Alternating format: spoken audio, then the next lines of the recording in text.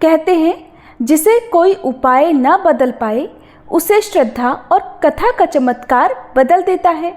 और गुरुवार की ये पवित्र व्रत कथा ऐसी ही एक कथा है जो भाग्य की रेखाओं को भी मोड़ सकती है। जो भी श्रद्धा से इस कथा को सुनता है उसके जीवन में दुखों का अंत और सुखों की शुरुआत होती है। कुंवारी कन्याओं को योग्य वर मिलता है। गृहस्थ जीवन में प्रेम, समृद्धि और सौभाग्य का वास होता है। दरिद्रता दूर होती है, संतान सुख प्राप्त होता है और सबसे बड़ी बात, जो मन में है वो पूरा हो जाता है। बृहस्पति देव की कृपा से जो असंभव लगे वो भी संभव बन जाता है। तो आइए आज सुनते हैं वो अद्भुत और चमत्कारी कथा जो आपकी हर मनोकामना को पूर्ण कर सकती है। प्राचीन समय की बात है, एक बड़ा प्रतापी और दानी राजा था।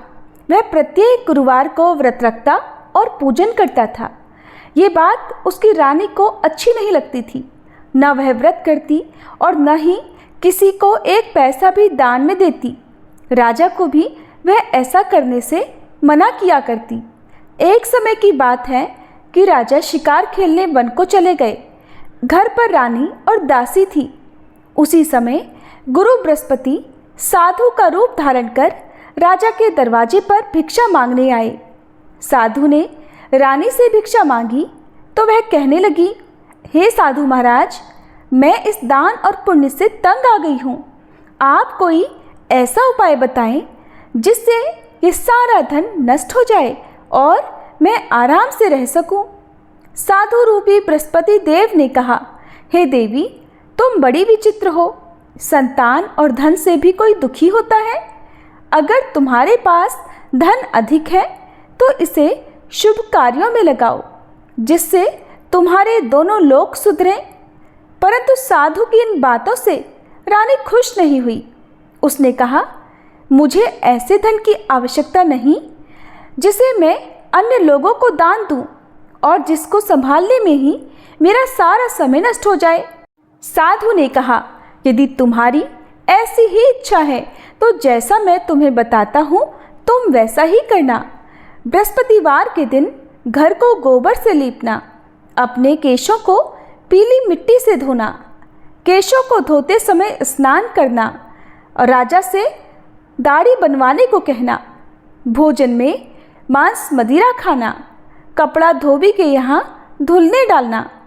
इस प्रकार 7 बृहस्पतिवार करने से तुम्हारा सारा धन नष्ट हो जाएगा। ऐसा कहकर साधु बने बृहस्पति देव अंतर्ध्यान हो गए। फिर साधु के कहे अनुसार करते हुए रानी को केवल 3 बृहस्पतिवार ही बीते थे कि उसकी समस्त धन संपत्ति नष्ट हो गई। भोजन के लिए परिवार तरसने लगा। एक दिन राजा रानी से बोला, हे रानी, तुम यहीं रहो, मैं दूसरे देश को जाता हूँ, क्योंकि यहाँ पर मुझे सभी जानते हैं, इसलिए मैं यहाँ कोई छोटा कार्य नहीं कर सकता। ऐसा कहकर राजा परदेश चला गया।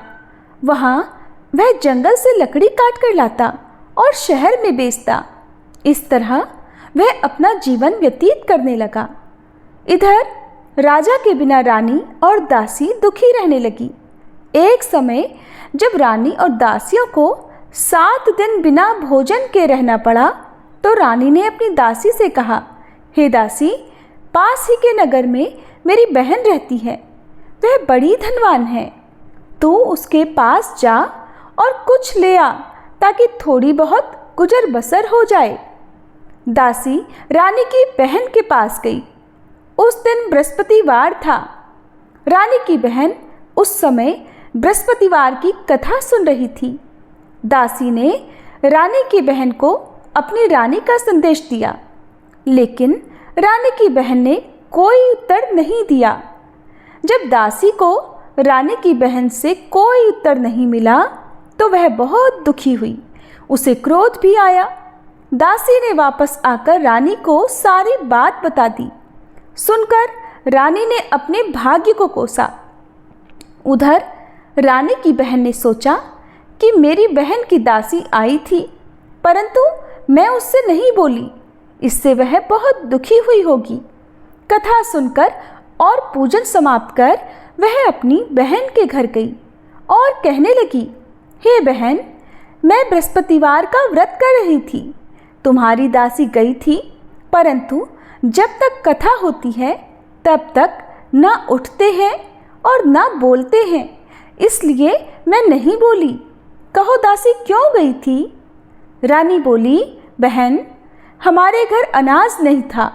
ऐसा कहते कहते रानी की आंखें भर आई। उसने दासियों समेत भूखा रहने की बात भी अपनी बहन को बता दी। रानी की बहन बोली, बहन देखो, बृहस्पति देव सबकी मनोकामना पूर्ण करते हैं। देखो, शायद तुम्हारे घर में अनाज रखा हो। ये सुनकर दासी घर के भीतर गई तो वहाँ उसे एक घड़ा अनाज का भरा मिल गया। उसे बड़ी हैरानी हुई, क्योंकि उसने एक एक बर्तन देख लिया था। उसने बाहर आकर रानी को बताया। दासी रानी से कहने लगी, हे रानी, जब हमको अन्न नहीं मिलता तो हम व्रत ही तो करते हैं, इसलिए क्यों ना इनसे व्रत की कथा और विधि पूछ ली जाए, हम भी व्रत किया करेंगे। दासी के कहने पर रानी ने अपनी बहन से बृहस्पतिवार व्रत के बारे में पूछा। उसकी बहन ने बताया, बृहस्पतिवार के व्रत में चने की दाल और मुनक्का से विष्णु भगवान का केले की जड़ में पूजन करें और दीपक जलाएं, पीला भोजन करें और कथा सुने। इससे गुरु भगवान बृहस्पति प्रसन्न होते हैं, समस्त मनोकामनाएं पूर्ण करते हैं। फिर व्रत और पूजन की विधि बताकर रानी की बहन अपने घर लौट गई। अब रानी और दासी दोनों ने निश्चय किया कि बृहस्पति देव भगवान का पूजन अवश्य करेंगी। 7 दिनों बाद जब बृहस्पतिवार आया तो उन्होंने व्रत रखा। घुड़साल से जाकर चना और गुड़ बीन लाई और उसकी दाल से केले की जड़ और विष्णु भगवान का पूजन किया। अब पीला भोजन कहाँ से आए?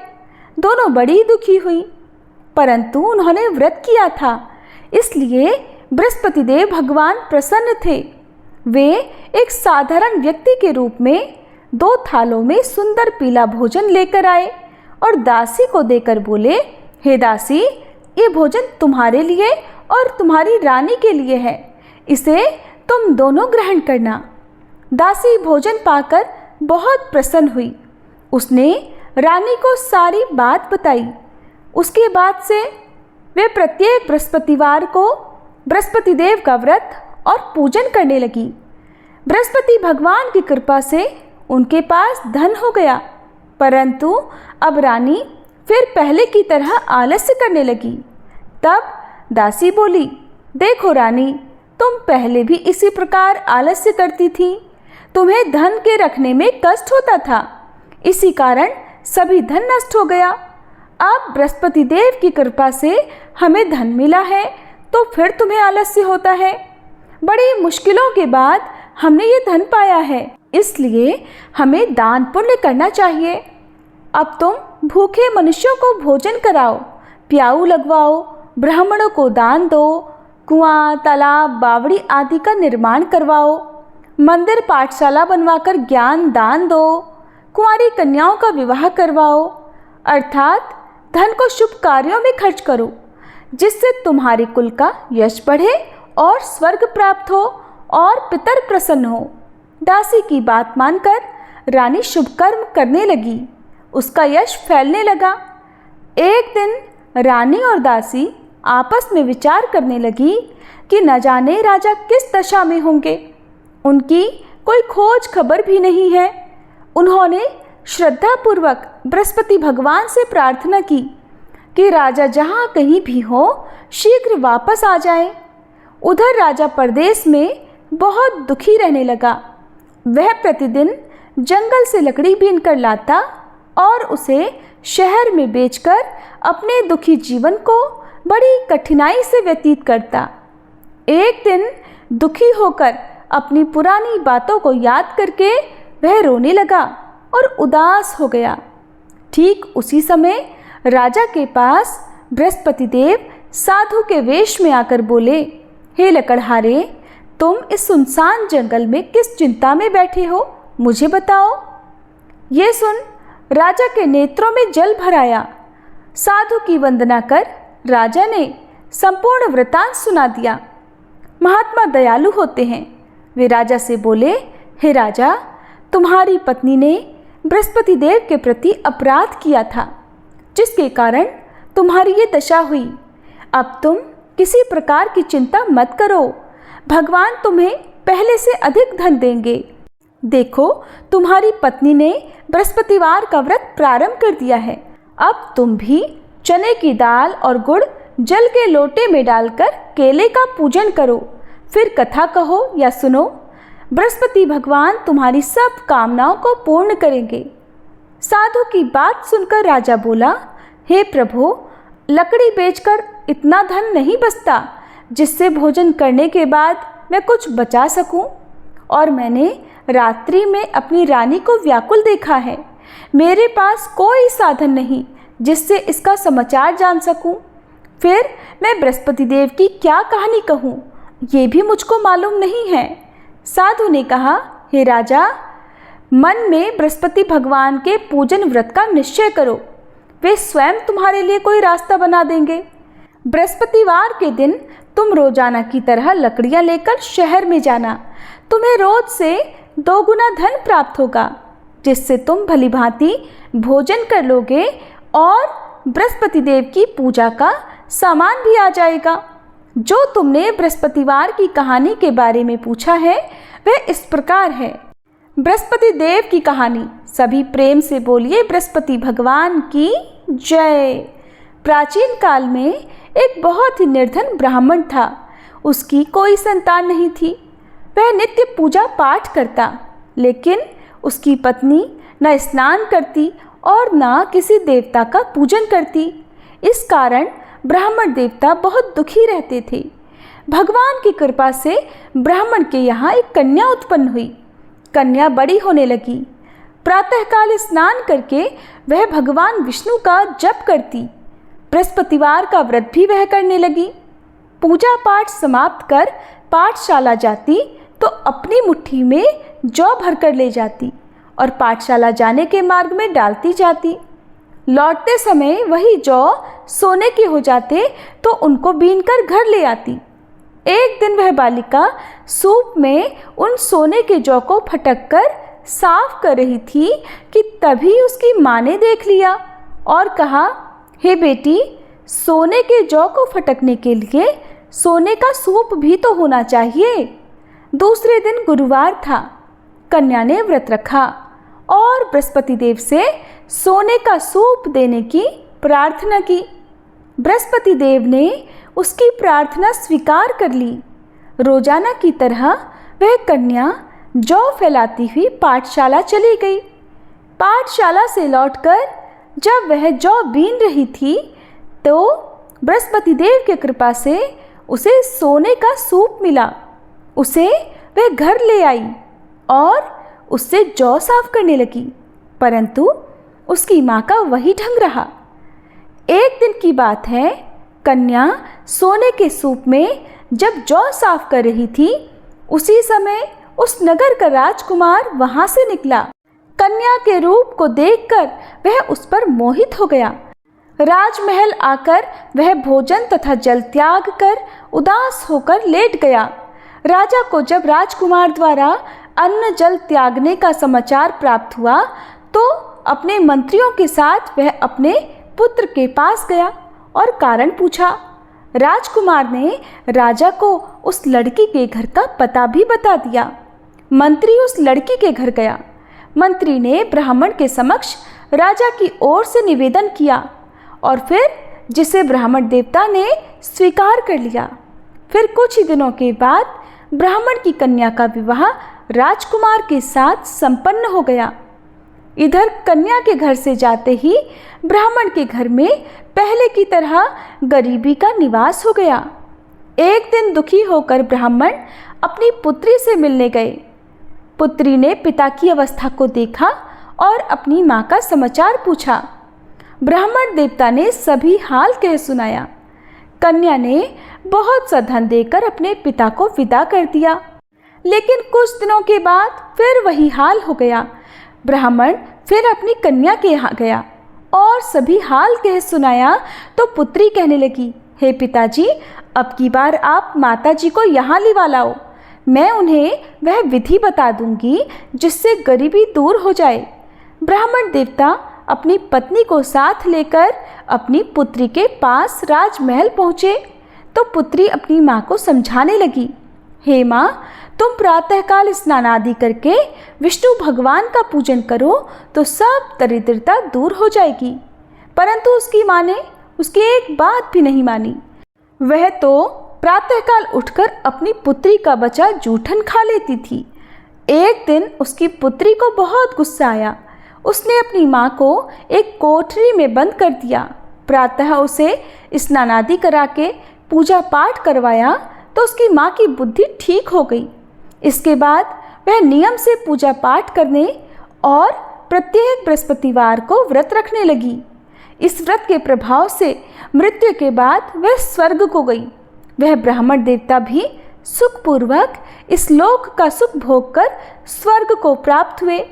इस तरह कहानी कहकर साधु देवता वहीं आलोप हो गए। प्रेम से बोलिए बृहस्पति देवता की जय। धीरे धीरे समय व्यतीत होने पर फिर बृहस्पतिवार का दिन आया। राजा जंगल से लकड़ी काटकर शहर में बेचने गया। उसे उस दिन और दिनों से अधिक धन मिला। राजा ने गुड़, चने आदि लाकर बृहस्पतिवार का व्रत किया। उस दिन से उसके सभी क्लेश दूर हुए। परंतु जब अगला गुरुवार का दिन आया तो वह बृहस्पतिवार का व्रत करना भूल गया। इस कारण बृहस्पति भगवान नाराज हो गए। उस दिन उस नगर के राजा ने विशाल यज्ञ का आयोजन किया था।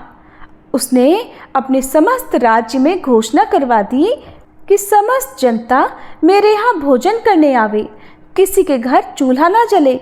जो इस आज्ञा को नहीं मानेगा उसको फांसी की सजा दी जाएगी। राजा की आज्ञा अनुसार राज्य के सभी लोग राजा के भोज में सम्मिलित हुए, लेकिन लकड़हारा कुछ देर से पहुंचा, इसलिए राजा उसको अपने साथ महल में ले गए।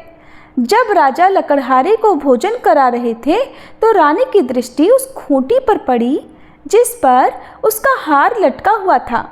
उसे हार खूंटी पर लटका दिखाई नहीं दिया। रानी को निश्चय हो गया कि मेरा हार इस लकड़हारे ने ही चुरा लिया है, और उसी समय सैनिक बुलवाकर लकड़हारे को जेल में डलवा दिया। लकड़हारा जेल में विचार करने लगा कि न जाने कौन से पूर्व जन्म के कर्म से मुझे ये दुख प्राप्त हुआ है, और जंगल में मिले साधु को याद करने लगा।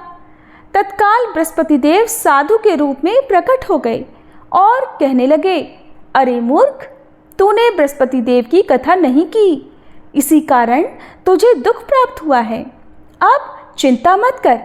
बृहस्पतिवार के दिन जेल खाने के दरवाजे पर तुझे 4 पैसे पड़े मिलेंगे। उनसे तू बृहस्पति देव की पूजा करना, तेरे सभी कष्ट दूर हो जाएंगे। अगले बृहस्पतिवार उसे जेल के द्वार पर 4 पैसे मिले। राजा ने पूजा का सामान मंगवाकर कथा कही और प्रसाद बांटा। उसी रात्रि में बृहस्पति देव ने उस नगर के राजा को स्वप्न में कहा, हे राजा, तूने जिसे जेल में बंद किया है उसे कल छोड़ देना, वह निर्दोष है। राजा प्रातःकाल उठा और खूंटी पर हार देखकर लकड़हारे को बुलाकर क्षमा मांगी। राजा के योग्य सुंदर वस्त्र आभूषण भेंट कर उसे विदा कर दिया। गुरुदेव की आज्ञा अनुसार राजा अपने नगर को चल दिया। राजा जब नगर के निकट पहुंचा तो उसे बड़ा ही आश्चर्य हुआ, क्योंकि नगर में पहले से अधिक बाग, तालाब और कुएं तथा बहुत सी धर्मशालाएं, मंदिर आदि बने हुए थे। राजा ने पूछा कि ये किसका बाग और धर्मशाला है? तब नगर के सभी लोग कहने लगे कि ये सब रानी और दासी द्वारा बनवाए गए हैं। राजा को आश्चर्य हुआ और गुस्सा भी आया कि उसकी अनुपस्थिति में रानी के पास इतना धन कहाँ से आया होगा। जब रानी ने ये समाचार सुना कि राजा आ रहे हैं तो उसने अपनी दासी से कहा, हे दासी, देख, राजा हमको कितनी बुरी हालत में छोड़ गए थे। वो हमारी ऐसी हालत देखकर लौट न जाएं, इसलिए तू दरवाजे पर खड़ी हो जा। रानी की आज्ञा अनुसार दासी दरवाजे पर खड़ी हो गई और जब राजा आए तो उन्हें अपने साथ महल में लिवा लाई। तब राजा ने क्रोध करके अपनी तलवार निकाली और पूछने लगा, बताओ, ये धन तुम्हें कैसे प्राप्त हुआ है? तब रानी ने सारी कथा कह सुनाई।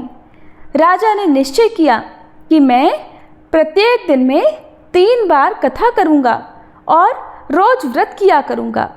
अब तो हर समय राजा के दुपट्टे में चने की दाल बंधी रहती और वह दिन में 3 बार कथा कहता।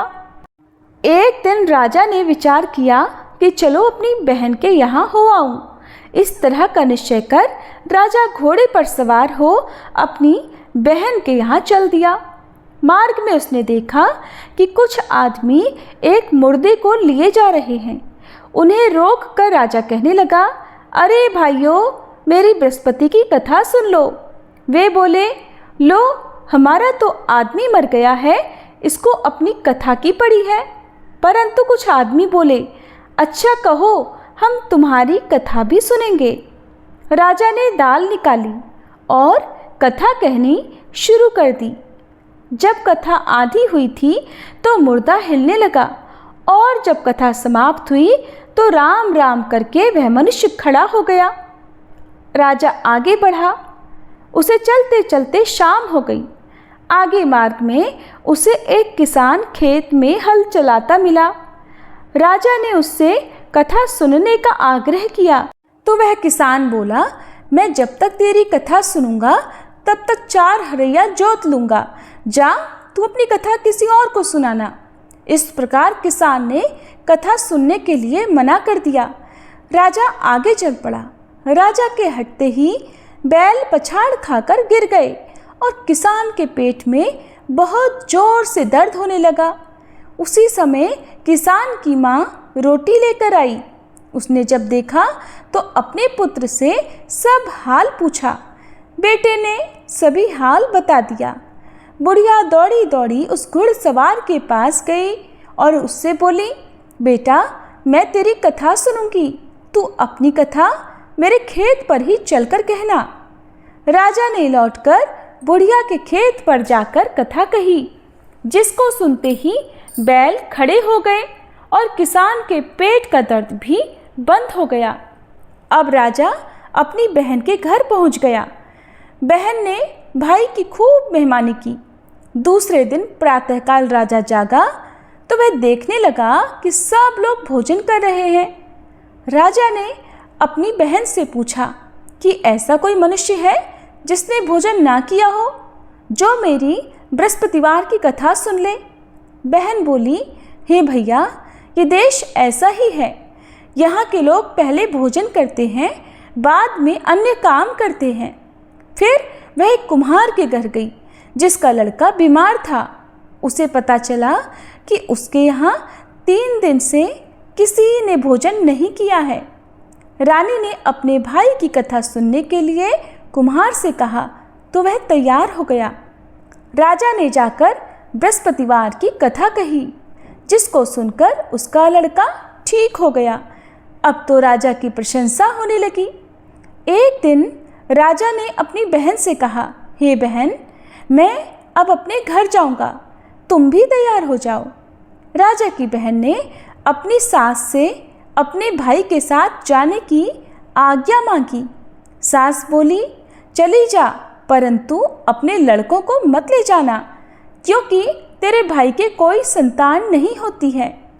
बहन ने अपने भाई से कहा, हे भैया, मैं तो चलूँगी, परंतु कोई बालक नहीं जाएगा। तब राजा बोला, जब कोई बालक नहीं जाएगा तब तुम भी जाकर क्या करोगी? अब राजा अपनी बहन को भी छोड़कर दुखी मन से अपने नगर को लौट आया। राजा ने अपनी रानी से आकर सारी बात बताई और बिना भोजन किए वह शैया पर लेट गया। रानी बोली, हे प्रभु, बृहस्पति देव ने हमें सब कुछ दिया है, वे हमें संतान भी अवश्य देंगे। और उसी रात बृहस्पति देव ने राजा को स्वप्न में कहा, हे राजा उठ, सभी सोच त्याग दे, तेरी रानी गर्भवती है। राजा को ये जानकर बड़ी प्रसन्नता हुई और फिर 9वें महीने रानी के गर्भ से एक सुंदर पुत्र पैदा हुआ।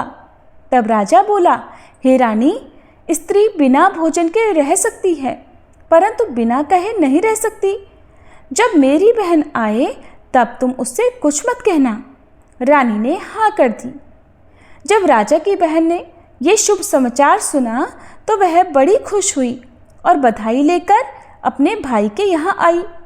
रानी ने तब उसे आने का उलाहना दिया। तब बहन बोली, भाभी, अगर मैं इस प्रकार ना कहती तो तुम्हारे घर संतान कैसे होती। बृहस्पति देव सभी की कामनाएं पूर्ण करते हैं।